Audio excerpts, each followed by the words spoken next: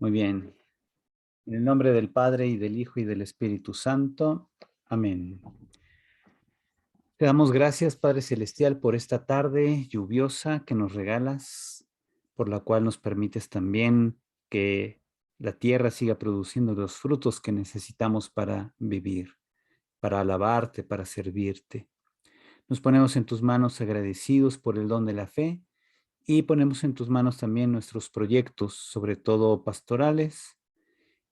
Y para ello te suplicamos, nos envíes el don del Espíritu Santo que nos permita comprender, profundizar tu palabra y así poderla comunicar a los demás.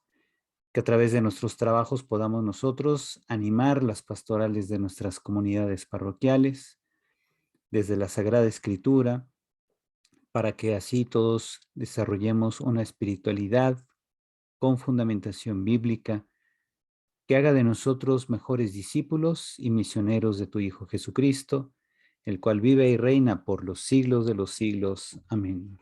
En el nombre del Padre, del Hijo y del Espíritu Santo. Amén.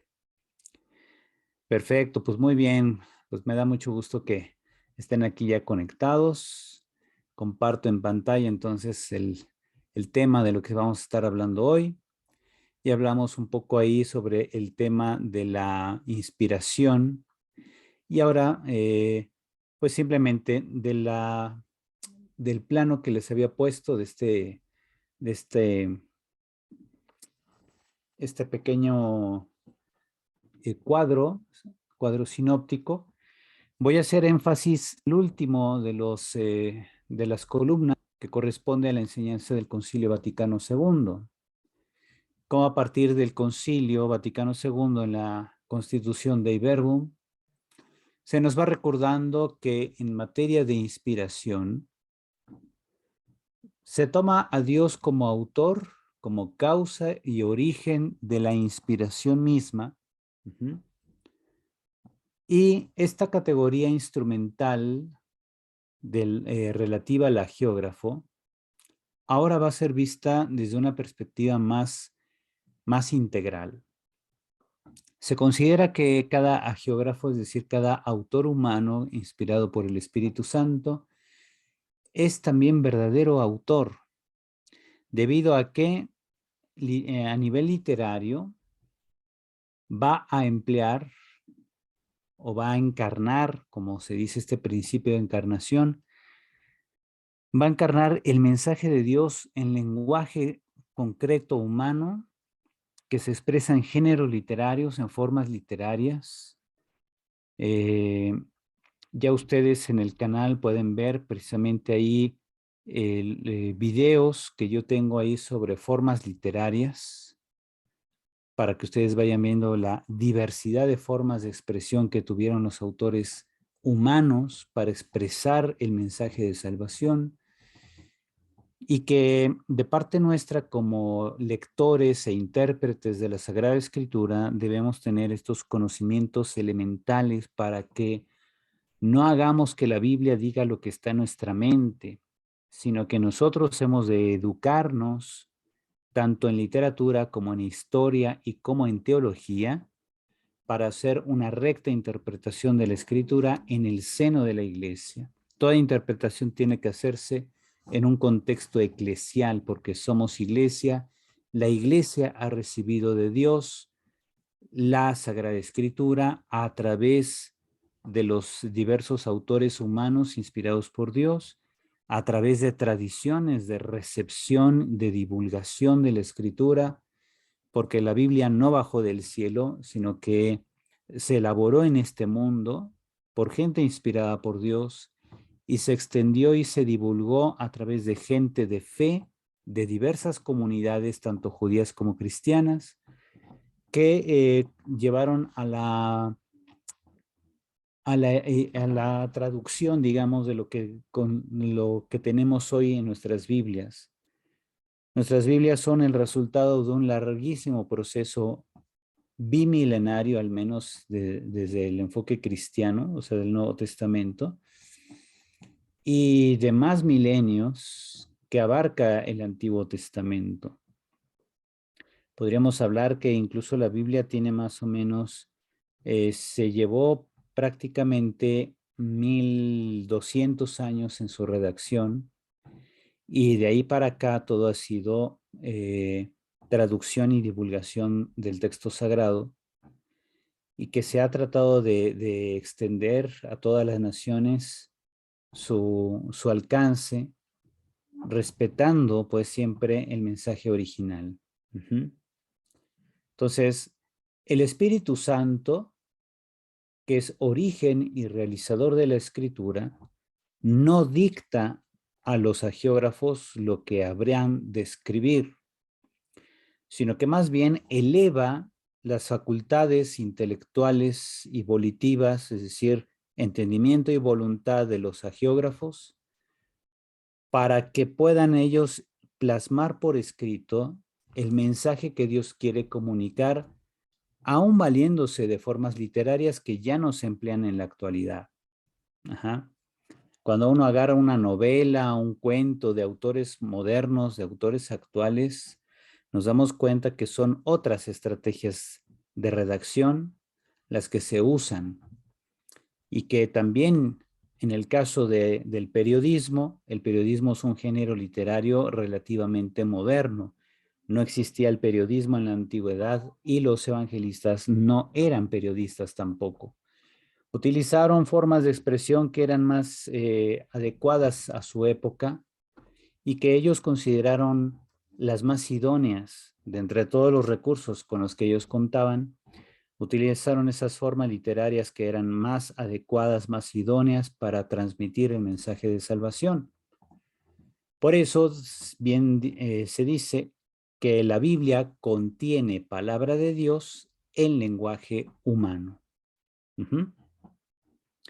Por tanto, el acento que establece la Dei Verbum, la Constitución Dei Verbum del Concilio Vaticano II, busca un mayor equilibrio, una mayor armonía entre lo divino y lo humano.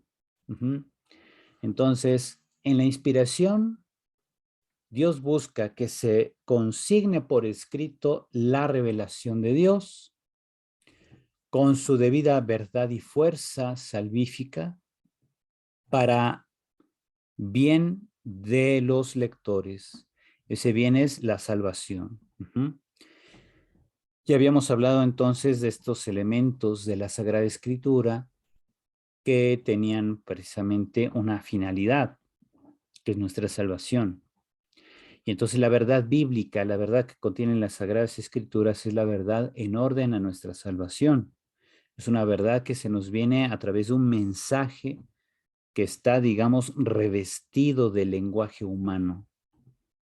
Pero para llegar a ese mensaje necesitamos discernir adecuadamente los recursos literarios empleados por los autores de hace miles de años, que quisieron comunicarnos una revelación de Dios y que para llegar a esa revelación es necesario entender el mundo en que vivieron los agiógrafos, entender su lenguaje, su literatura, su teología de fondo, y así nosotros saber discernir lo que es propio de cada escuela teológica y que sin embargo aporta un elemento más. En cada libro bíblico se aportan elementos específicos para lo que es el conjunto de la revelación que encuentra en Jesucristo su mediador y plenitud. En cuanto al canon bíblico, ya este es un tema, digamos, que sintetizo a través de este cuadro, ¿no? Tenemos, fíjense, cuando se habla del canon, hablamos de los libros considerados sagrados, inspirados por Dios, que conforman la Biblia y que por tanto nos ofrecen ahí el mensaje de salvación. En la Biblia judía tenemos que la formación de la Biblia se llevó entre el siglo XI o X hasta el siglo II antes de Cristo. Habíamos hablado, por ejemplo, que contamos con pequeños textos que están ahí diseminados en el Pentateuco, que bien pueden pertenecer a época del siglo XI o el siglo X antes de Cristo. Pequeños textos, así fragmentos más que nada, que después tradiciones posteriores como la deuteronómica, la sacerdotal, etcétera, de siglos posteriores.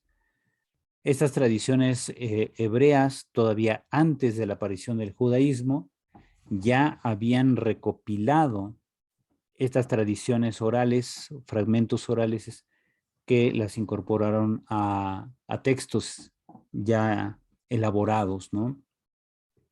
Y que después otros autores, ya movidos por Dios, empezaron a redactar los libros sagrados.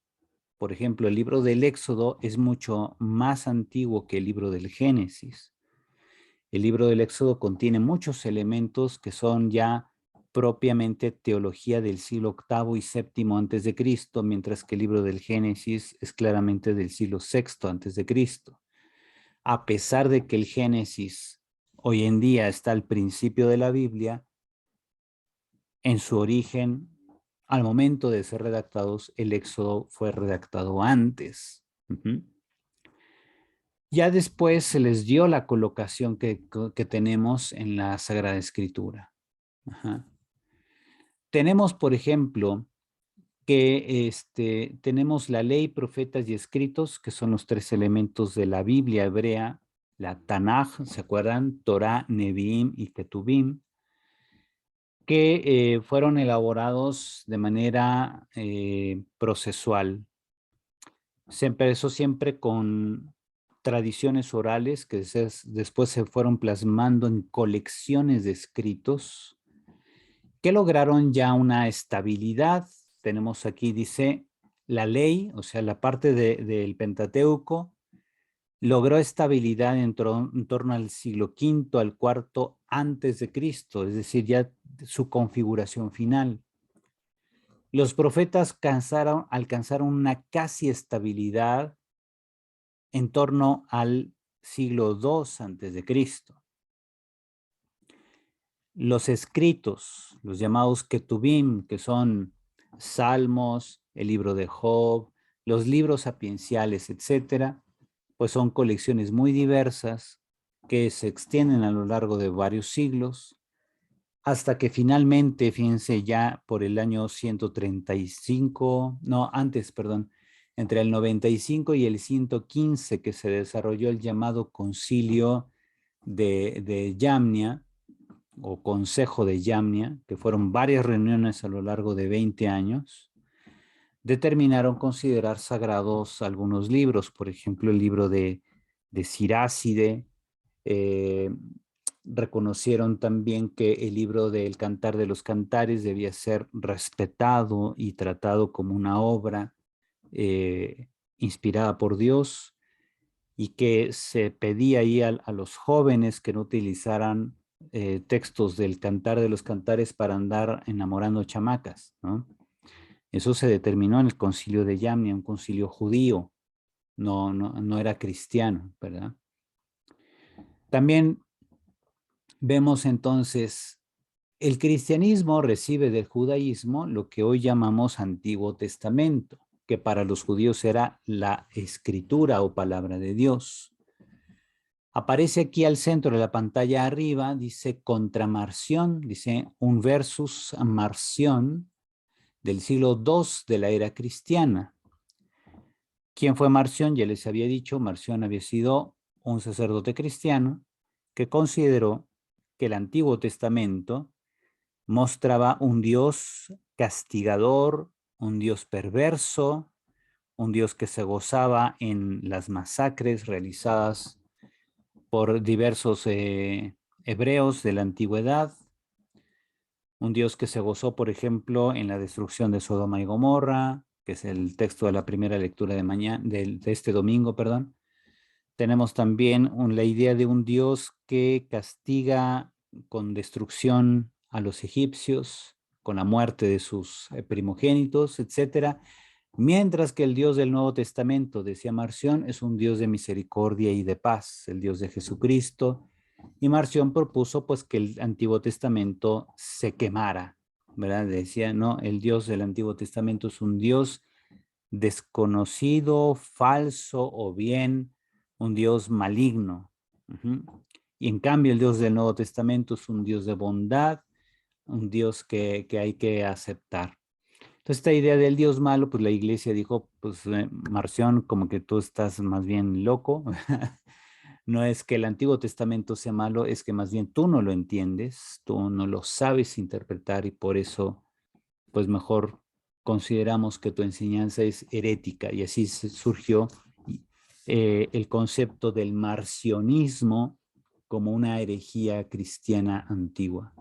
Entonces, más bien, lo que comprende la iglesia o lo que propone la iglesia es la interpretación cristológica del Antiguo Testamento y ahí va a tener una gran relevancia la escuela de Alejandría, una escuela teológica cristiana que se desarrolla en los siglos II, III principalmente y que va a encontrar en Orígenes, así se llamaba Orígenes, su teólogo más relevante. También hay otros, ¿verdad? Clemente de Alejandría, no se queda atrás, y otros grandes teólogos de Alejandría, pero Orígenes, que proponía una lectura alegórica del Antiguo Testamento, es el que logró una mejor vía de interpretación de pasajes oscuros del Antiguo Testamento para no recurrir a las ideas locas de Marción de decir que el Dios del Antiguo Testamento era malo, punitivo, castigador, asesino, ¿verdad? Autor intelectual de masacres, como se podría interpretar así a la ligera, ¿no? Por su parte, el Nuevo Testamento se empieza a desarrollar entre el año 49 y 50, tal como está plasmado. La carta primera a los tesalonicenses se elabora en esa época. Y la última carta, la segunda de Pedro, que se elabora entre el 120 y el 150 después de Cristo. Sabemos que la segunda de Pedro no es de Pedro porque contiene muchos elementos teológicos que podemos ya identificar muy bien en ciertas épocas del siglo II, ya casi 70 años de distancia, 70 años o más de distancia de la muerte de Pedro apóstol. Muy bien, en cuanto a la conciencia canónica, tenemos en la misma escritura, encontramos autores en Antiguo y Nuevo Testamento que saben que lo que están escribiendo es inspirado por Dios o que saben reconocer que otros pasajes elaborados por otros autores son palabra de Dios.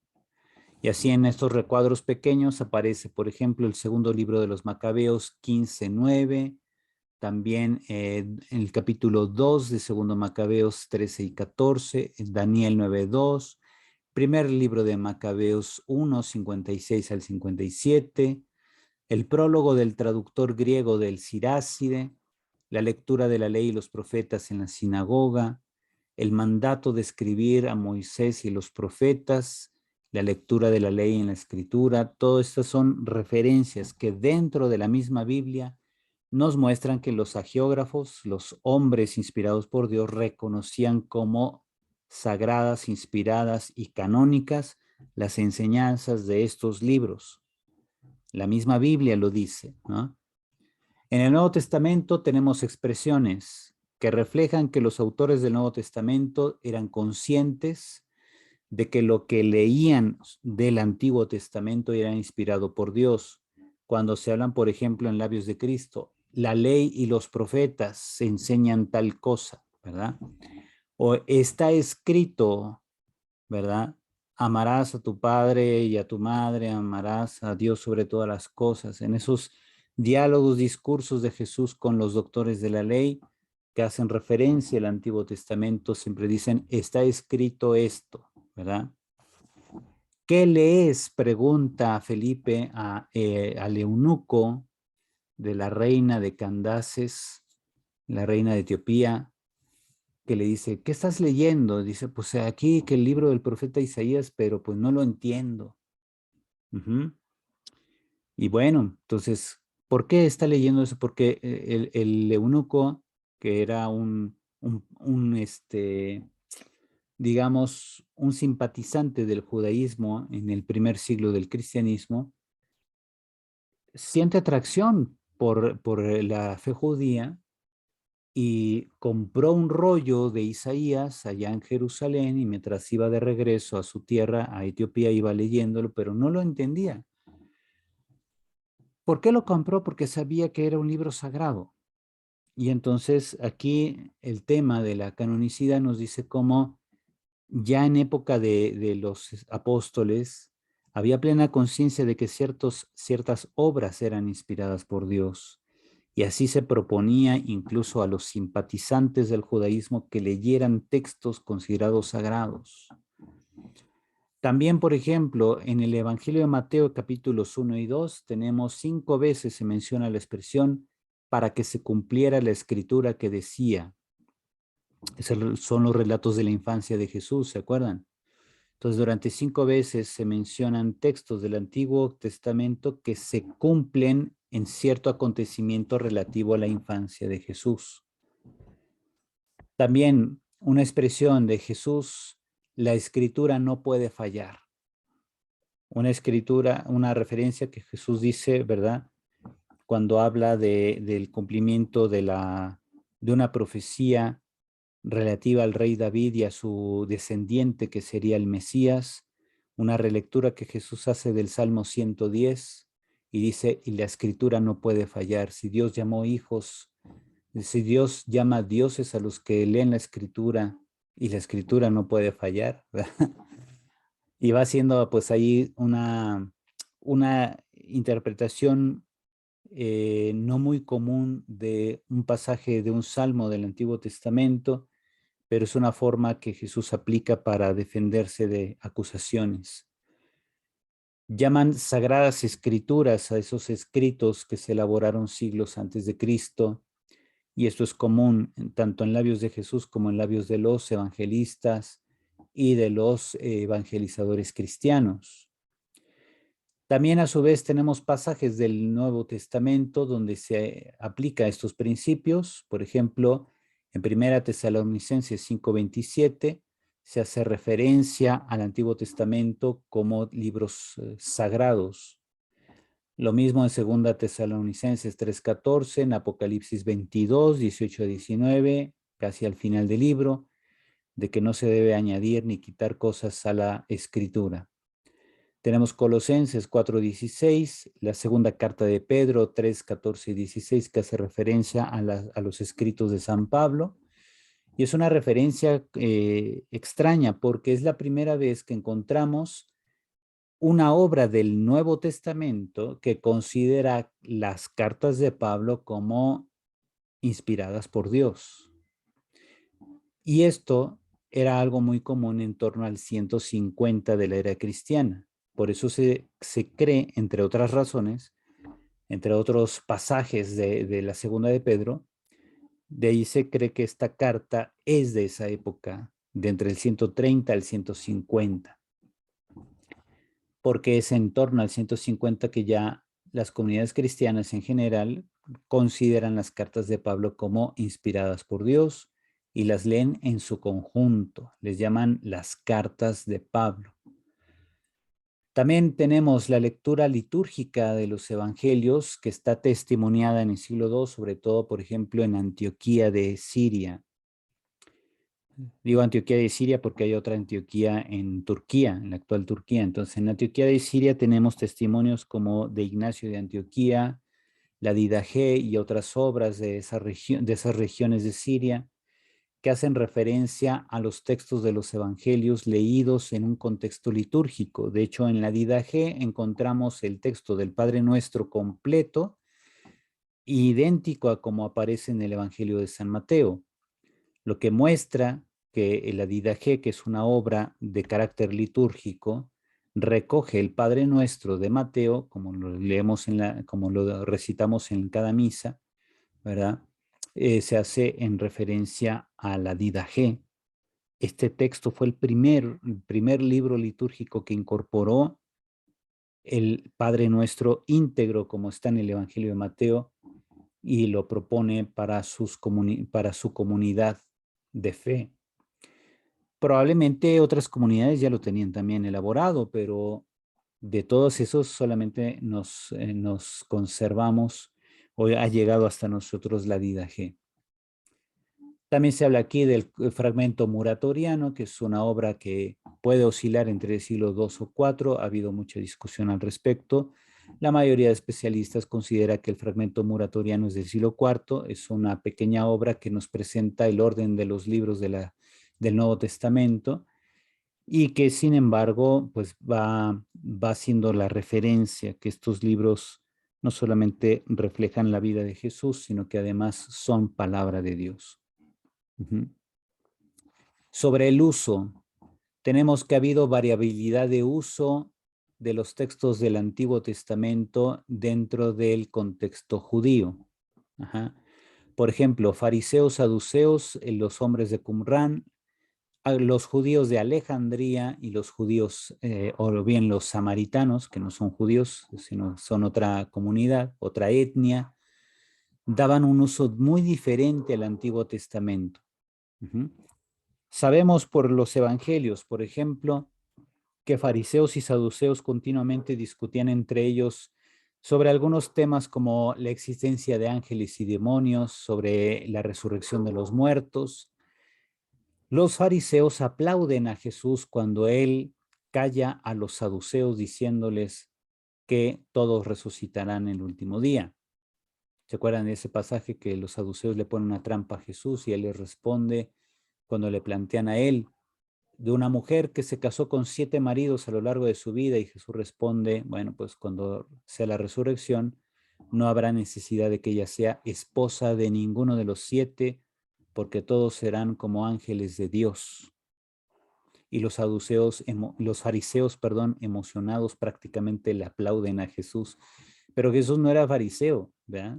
Sin embargo, vemos ahí que los fariseos defendían el tema de la resurrección final, al igual que lo hacemos nosotros. Pero los saduceos, aun siendo judíos, rechazaban la idea de la resurrección y también, bueno, de un juicio final y resurrección de los muertos. Los hombres de Qumrán, por su parte, también, aparte de los libros sagrados de las Escrituras, ellos tenían sus propios libros que consideraban esenciales para ellos, el libro de la comunidad, el libro de la guerra, etcétera. Y daban también una ligera interpretación un poco diferente a ciertos textos del Antiguo Testamento. Los judíos de Alejandría, ¿verdad?, que son los receptores de la Septuaginta, reciben también una traducción que difiere en algunas partes muy esenciales de la lectura hebrea del Antiguo Testamento. Recordemos que la Septuaginta se elabora a lo largo de casi 100 años, es una traducción interpretada o reinterpretada de los textos hebreos. Es palabra de Dios también, pero no coincide la traducción griega con todos los textos hebreos tal como fueron redactados originalmente. De ahí que muchos judíos no acepten hasta el día de hoy la Septuaginta por considerarla una traducción errónea. Otros judíos pues dicen, bueno, es tolerable, pero siempre recordemos que el hebreo es la lengua sagrada, ¿no? Así se defienden muchos judíos diciendo que Dios solamente sabe hablar hebreo o arameo, ¿verdad? Los samaritanos, por su parte, tienen su propio Pentateuco, conocido mundialmente como el Pentateuco samaritano, que es ligeramente diferente al Pentateuco que tenemos en nuestra Biblia. También dentro de la lectura del Antiguo Testamento por parte de los cristianos tenemos un uso variable de los textos entre el siglo I y VI de la era cristiana. Así lo refieren, por ejemplo, los códices sinaítico, vaticano y alejandrino, que están ahí. El SBA, el S es el códice sinaítico, es un texto muy antiguo del siglo IV. Lo mismo el Códice Vaticano, que se encuentra en el Vaticano. No es un códice elaborado en el Vaticano, obviamente. Es un códice que muy probablemente tuvo su origen en Egipto, pero por azares del destino llegó al Vaticano y se conserva ahí hasta el día de hoy. También es del siglo IV. El Códice Alejandrino está oscilando entre el cuarto y el quinto. Son libros muy antiguos que tienen, no obstante, variantes en la lectura del Nuevo Testamento. También, por ejemplo, se habla de un canon corto y de un canon largo. El canon corto del Antiguo Testamento es el Antiguo Testamento sin los libros deuterocanónicos. El canon largo es el Antiguo Testamento con los deuterocanónicos. Y esa diferencia la tenemos hasta el día de hoy entre cristianos. Todos los protestantes aceptan solo el canon corto, los católicos aceptamos el canon largo. Ajá. También el Nuevo Testamento, tenemos un uso variable del Nuevo Testamento entre los siglos I y IV, algunos hasta incluso el siglo VI en algunos fragmentos. Así se reporta también en los códices sinaítico, vaticano y alejandrino. Por ejemplo, estos códices no contienen el libro del Apocalipsis. El libro de Apocalipsis es de aceptación muy, muy tardía, entre el siglo IV y V de la era cristiana. La mayoría de los cristianos ya aceptan el Apocalipsis, pero tenemos obras como estos códices y como varios papiros que reflejan que en muchas comunidades el libro del Apocalipsis no era aceptado. Ajá. Tenemos la aceptación paulina de 20, dice aquí, de 20, supongo que serán, a ver, aceptación paulina de 20.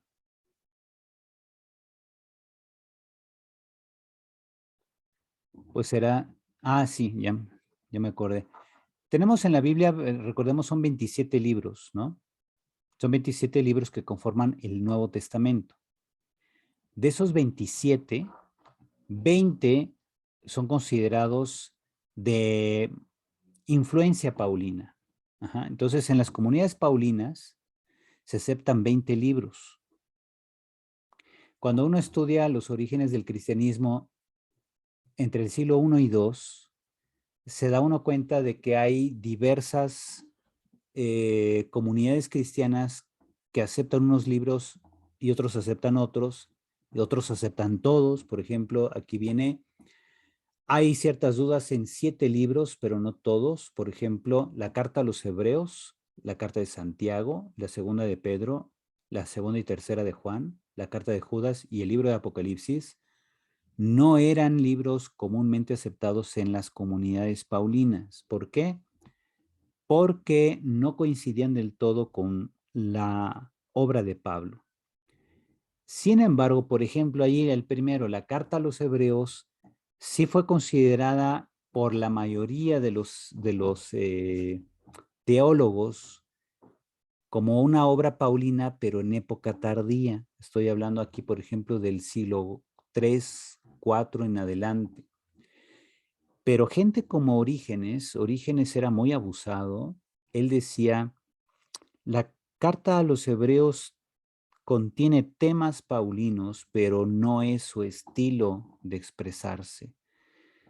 Usa formas de expresión muy diferentes a las de Pablo, por lo que yo no creo que sea Pablo el autor. Ajá. La carta de Santiago tiene una parte por ahí que dice, muéstrame tu fe sin obras, que yo por mis obras te demostraré mi fe. Parece poner en tela de juicio la enseñanza de Pablo, que dice que las obras de la ley no justifican al hombre, pero solamente lo justifica la fe en Cristo Jesús.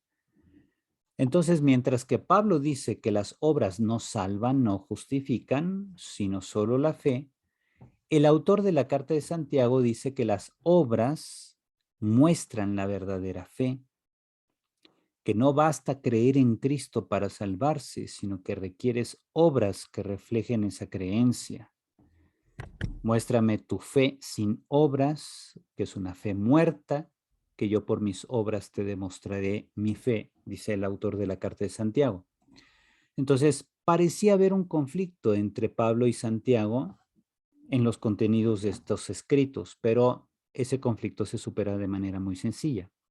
Porque miren, cuando Pablo en Gálatas habla contra las obras de la ley, que dice, las obras de la ley no justifican, sino solo la fe en Cristo Jesús, no está hablando de las obras de caridad, por ejemplo.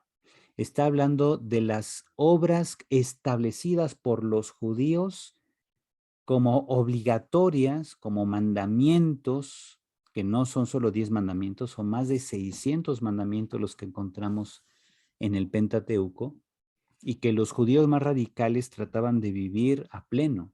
Ajá. Entonces, no se refiere a esas obras el autor de la Carta de Santiago. Pablo sí. Pablo dice, esas obras no te salvan. Lo que sí te salva es la fe en Cristo. Ajá. Y el autor de la Carta de Santiago va más allá porque dice, aunque digas que crees en Cristo, una fe cristiana que no se refleja en obras de caridad no te va a salvar. Aunque digas que Cristo es tu Salvador, si tú no haces nada por un necesitado, si tú no te condueles de alguien, si no eres solidario, si no haces caridad, no te vas a salvar. Eso es lo que dice Santiago. Entonces, eso no va en contra de la enseñanza de Pablo. Al contrario, van en la misma línea. Uh-huh. En cuanto a la segunda de Pedro ya les había dicho en otra sesión, se comenzó a divulgar de manera muy tardía, más o menos en torno al 150. Si Pedro muere en el 64, estamos hablando aquí, fíjense, de no sé cuántos años son, del 64 al 150, son casi 90 años, ¿no? Entonces, si Pedro ya tenía como 90 años metido en la tumba, ¿de dónde entonces alguien dice, hey, encontramos una carta de Pedro? Y la gente dice, no me la creo, porque durante 90 años no hemos sabido nada de esa carta. Entonces, pues, ¿por qué de repente llegan ustedes y nos dicen que la carta es de él, ¿no? Estamos hablando de 86 años de distancia. Entonces, si durante 86 años ninguna comunidad cristiana después de la muerte de Pedro había oído hablar de la segunda carta de Pedro, ¿cómo es que de repente alguien la empieza a divulgar?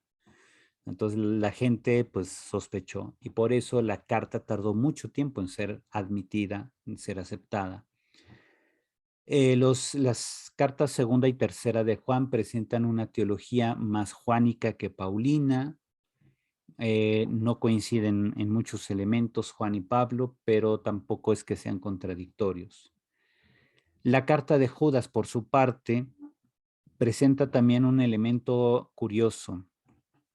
Refleja una actitud muy apocalíptica, bastante apocalíptica, y parece reconocer ciertos libros de la apocalíptica judía como libros inspirados por Dios, y eso a muchos no les gustó. La lectura que actualmente se hace de la carta de Judas es que no es que el autor y los destinatarios de la carta creyeran que esos libros apocalípticos judíos fueran inspirados por Dios, sino que el autor creyó que como esta comunidad era muy asidua en la lectura de esas obras apocalípticas, entonces el autor les dice, miren, hay elementos de enseñanza muy importantes en esas obras y a partir de ahí les digo esto. El autor nunca se expresa diciendo que esos libros no sean inspirados por Dios. Entonces, en eso llama mucho la atención, que no aleja a los lectores de esos libros, pero es porque no había un canon cristiano cerrado. Recuerden que el canon cristiano se cierra hasta el Concilio de Trento, como aparece ahí en esta parte de la última columna. En el Concilio de Trento, en 1546, se declara solemnemente la aceptación de los 27 libros del Nuevo Testamento que tenemos en nuestra Biblia, con todas sus partes, pero ahí fue cuando finalmente la Iglesia Católica cerró el canon del Nuevo Testamento. Pero hubo siglos, fíjense, de época de los apóstoles hasta 1546, ningún papa y ningún concilio había cerrado la Biblia, es decir, había dicho solamente estos libros son los sagrados. Alguien dirá, ¿y por qué se tardaron tanto? Pues no sé, quizá la mayoría de los cristianos no tenía problema en aceptar esos 27, pero bueno, con el surgimiento de las iglesias reformadas, es decir, las protestantes que rechazaban abiertamente los libros deuterocanónicos, la Iglesia Católica se vio en la necesidad de hacer un decreto con carácter dogmático donde se dijera los libros deuterocanónicos sí entran en la Biblia y además son solo 27 los libros del Nuevo Testamento y son estos con todas sus partes.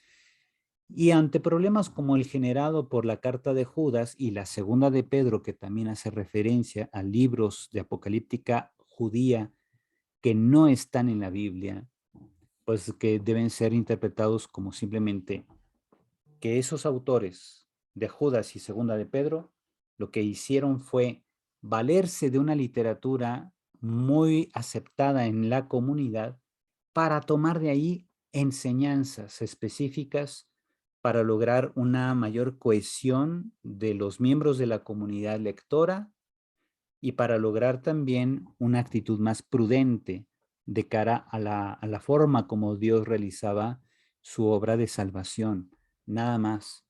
Pero en ningún momento declaran canónicos los libros de la apocalíptica judía que están mencionados ahí en cuanto a sus contenidos, el testamento de los 12 patriarcas, la ascensión de Moisés y el libro de Enoc.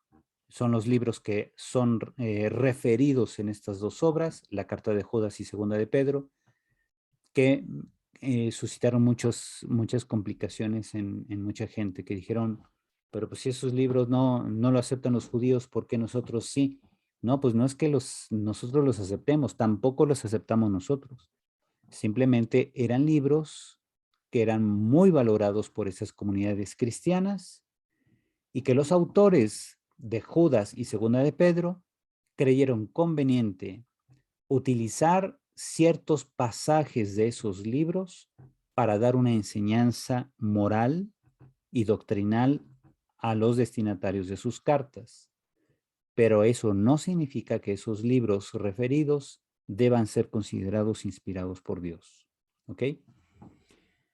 Bien, luego en el último punto dice, hay que referir a lo dicho en el cuadro lateral aplicable al Antiguo Testamento leído por los cristianos. Y ahí fíjense, tenemos entonces la aceptación oficial entre los judíos de los siglos 1 al 2. Tenemos 24 o 22 libros, que son un total de 39 libros para nosotros.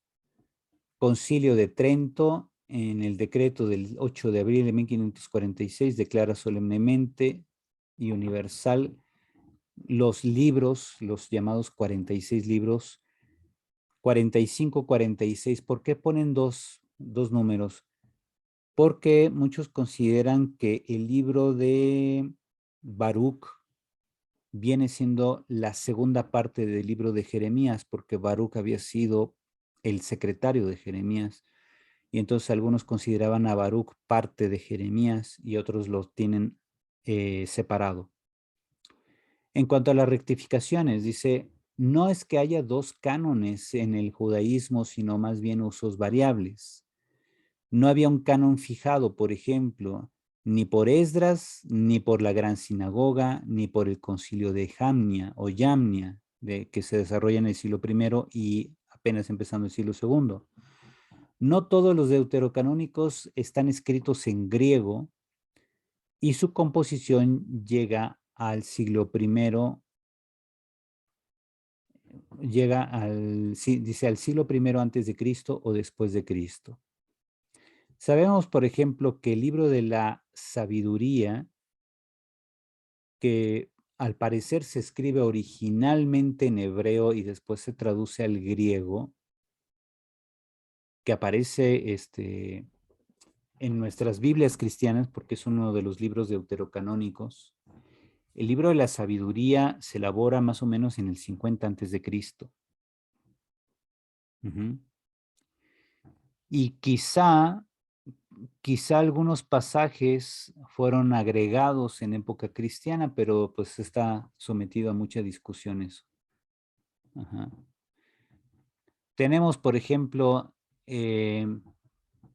esto que dice, no fue fijado el Antiguo Testamento ni por Esdras, ni por la gran sinagoga del siglo IV, ni por el concilio de Yamnia del siglo I.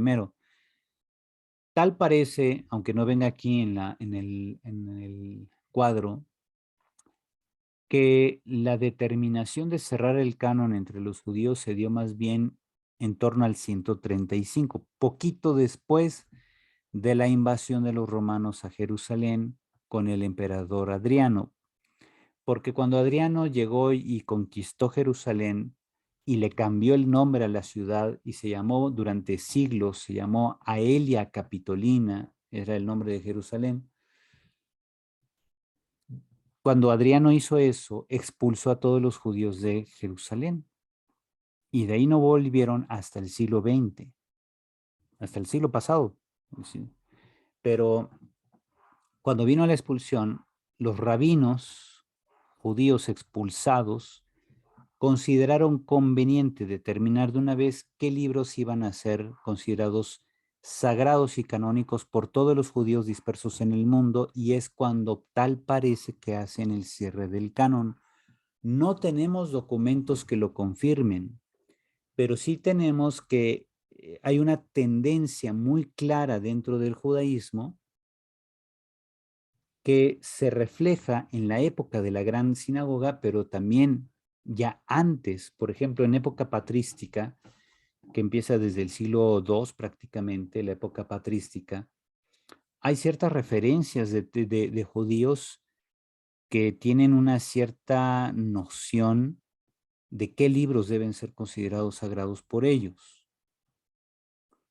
Y entonces, aunque no tengamos documentos sobre la determinación de los rabinos después de la expulsión de los judíos en el 135, parece que todo apunta a eso. Como que es lo más obvio incluso, que para procurar que no hubiese comunidades judías que leyeran libros extraños, era necesario determinar un cierre del canon. Y en esa determinación, pues se ve claramente que quisieron rechazar todos los libros de la apocalíptica judía. El único libro apocalíptico completo que aceptan es el libro de Daniel, pero es porque creían que Daniel era autor del libro. Daniel, ese profeta que estuvo en el siglo VI antes de Cristo, interpretando los sueños de Nabucodonosor. Incluso hoy en día muchos ponen en tela de juicio la existencia de un Daniel histórico, porque pues ciertamente habría muy pocas referencias que confirmaran eso. Y por otro lado, también se considera que el libro de Daniel, al menos del capítulo 7 hasta el final, claramente refleja una forma literaria, formas de expresión, una teología, un enfoque, un estilo literario propio del siglo II antes de Cristo, ubicado entre el 163 y el 150, que es la época macabea. Estoy hablando de 163 al 150 antes de Cristo. Entonces, esa parte, que es la parte más importante incluso del libro de Daniel, el capítulo 7, que habla del Hijo del Hombre que vendrá entre las nubes del cielo, es claramente una obra del siglo II antes de Cristo. No es del tiempos del Daniel histórico que debió existir entre el siglo VI antes de Cristo. Por el 586 debió existir el Daniel histórico. Y por eso, como no hay suficientes referencias de ese tal Daniel de época de Nabucodonosor, por eso muchos especialistas creen que incluso Daniel no existió. No hay elementos suficientes, históricamente hablando, que puedan llevarnos a confirmar que hubo un hebreo esclavizado que gozaba del poder ser intérprete de los sueños del rey, muy al estilo de lo que José había hecho con el faraón. Entonces decían, no, parece que ser más bien que los capítulos 1 al 6 del libro del profeta Daniel son una especie de como le dicen ahora, remake, ¿no? De José, como si Daniel fuera una especie de José el soñador, pero en lugar de interpretar los sueños del faraón, ahora interpreta los sueños del rey Nabucodonosor. Entonces, pues muchos han discutido eso. Bueno, en realidad ni se tienen elementos suficientes para confirmar la existencia de Daniel ni para rechazarla. Lo que sí se ve es que el libro del profeta Daniel tuvo dos grandes etapas y la segunda etapa es claramente apocalíptica. Y cuando los judíos deciden cerrar el canon, que solo Dios sabe exactamente cuándo fue, decidieron aceptar el libro de Daniel porque creían que todo el libro era realmente del Daniel del siglo VI antes de Cristo. Entonces, como no tomaron el curso que estamos tomando nosotros, pues no se dieron cuenta que la segunda parte de Daniel es claramente apocalíptica. Y los rabinos que determinaron cerrar el canon eran claramente antiapocalípticos. Uh-huh.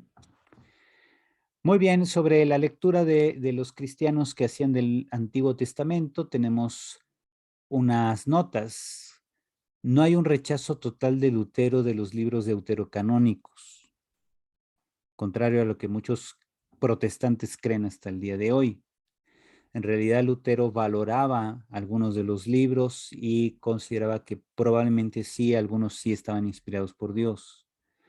Luego, no todos los libros tienen el mismo valor, pues, obviamente. ¿Verdad? No puedes comparar el libro de Tobías al Evangelio de San Juan, ¿no? Ahora, no fue para todos el mismo proceso de aceptación. Protocanónicos significa que son, digamos, los libros que fueron más rápidamente aceptados, no en un primer lugar cronológico, sino que se desarrollaron sin discusión, o sea, se aceptaron sin discusión. En cambio, los llamados libros deuterocanónicos no es que fueran aceptados en un segundo momento histórico, por ejemplo, en el Concilio de Trento, sino que más bien pasaron por largas discusiones para ser aceptados en las diversas comunidades cristianas. Por eso se llama que esto de lo protocanónico y deuterocanónico hacen referencia a un nivel de indubitabilidad y no tanto a una cuestión cronológica. Y los protestantes, me parece, se van más por la cuestión cronológica, porque creen que la iglesia se inventó la canonicidad de los deuterocanónicos en el siglo XVI, ahí en el Concilio de Trento, que está marcado en 1546. No es cierto eso. Tenemos pruebas suficientes, incluso en literatura patrística, de que diversas comunidades cristianas del norte de Egipto, de Medio Oriente y sobre todo de Europa, aceptaban los libros que hoy llamamos deuterocanónicos, los aceptaban en sus lecturas litúrgicas. No era algo general, pero sí se fue haciendo general con el paso del tiempo. Y cuando el Concilio de Trento decide aceptarlos oficialmente como libros inspirados y canónicos, no se está inventando nada, se está reconociendo más bien que a lo largo de los siglos estos libros deuterocanónicos del Antiguo Testamento fueron poco a poco aceptados, que son los libros de Tobías, Judith, Sabiduría, tenemos también tenemos el libro de Esther, Baruch y Macabeos 1 y 2, partes de Esther, ¿verdad? Bueno, algunas partes de Esther y de Daniel. Ajá. Estoy viendo aquí la parte central, esta corresponde al libro más bien de Eclesiástico. El libro de Eclesiástico no lo aceptan los judíos ni los protestantes, pero sí está en nuestras Biblias católicas. Entonces, mira, aquí es el es Tobías, Ju es Judith, sabiduría, la eclesiástico, Ba es Baruch y Ma significa Macabeos. Y el bis significa Macabeos 1 y 2, o sea, bis es los dos, es una expresión latina, y partes de Esther y partes de Daniel. Esos son los llamados libros deuterocanónicos que no están en las Biblias protestantes ni en las judías. ¿Por Bien, qué no aceptan los judíos el eclesiástico, padre? bueno, hay algunas partes, varios consideraban al principio que el libro había sido elaborado en griego. Entonces, ha habido mucha discusión al respecto porque dicen, bueno, las traducciones o más bien los documentos más antiguos del libro del eclesiástico parecen ser solamente griegos, pero la enseñanza es claramente hebrea. El libro del eclesiástico llama mucho la atención en algunas partes que, muy al estilo del libro de los Proverbios, va enseñando sabiduría práctica judía, pero me parece que sí hay por ahí no solamente ciertos puntos de discusión con algunas corrientes de enseñanza judía, sino que parece ser, como les decía, que si las copias más antiguas que se conservan del libro de Eclesiástico son griegas, y que eso hizo pensar a muchos judíos que Dios no hablaba griego porque era un idioma de paganos, se refleja incluso hasta el momento en que San Jerónimo va haciendo su propia traducción de la Vulgata tomada de lo que él llamaba la Veritas hebraica, de que solamente el texto hebreo garantizaba digamos, el mensaje original, el mensaje salvífico original. Pero al considerar que las obras escritas en griego del Antiguo Testamento también estaban inspiradas, de hecho también Jerónimo consideraba eso, aceptaba pues la canonicidad de algunos libros escritos originalmente en griego, pues pudiera ser que ahí entre el eclesiástico. Habría que revisar incluso ahí en las introducciones de sus Biblias, revisar la introducción del libro del eclesiástico, ¿verdad?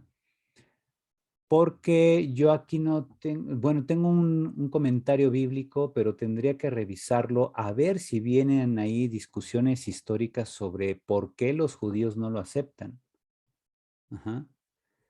Pero la idea básica era el que no había sido escrito originalmente en hebreo, sino en griego, que es el idioma de los paganos. Muy bien, entonces yo les subo esta clase al grupo de WhatsApp, porque ya terminamos nuestra sesión, pero se los voy a complementar, porque fíjense, todavía nos falta un día de clase, pero sí hay otros puntos que conviene tratar. Entonces yo estoy pensando poder elaborar algunos videos, aunque sea breves, y subirlos, y les paso los links, porque la próxima semana yo ya empiezo un curso en la Pontificia y voy a estar un poco cargado de trabajo, sobre todo por la revisión de trabajos. Son más o menos unos 24 alumnos que voy a tener y pues sí son trabajos diarios que hay que ir revisando. Entonces va a estar un poco cargadito y tendría que elaborar estos pequeños videos antes, ¿verdad? Okay. Y bueno, pues ahí voy a hacer, aunque sea como cápsulas, así como las que hace el padre Eusebio Rivero, pequeñas cápsulas de temas complementarios de lo que estamos viendo para poder terminar nuestro temario. Y así ya yo subo estas cápsulas, yo creo a más tardar el domingo, porque a partir del lunes ya me tocan 2 semanas muy llenas de trabajo en la Pontificia, donde tenemos los cursos de verano. ¿Sale? Ok. Muy bien. El Señor esté con ustedes. Y con tu espíritu. La bendición de Dios Todopoderoso, Padre, Hijo y Espíritu Santo, descienda sobre ustedes y permanezca para siempre. Amén. Amén. Muy bien, pues cuídense mucho. Dios los bendice. Gracias, Padre. Gracias, Vale, sí, igualmente. hasta luego. Hasta Gracias, luego. bendecida noche. Igualmente, bye.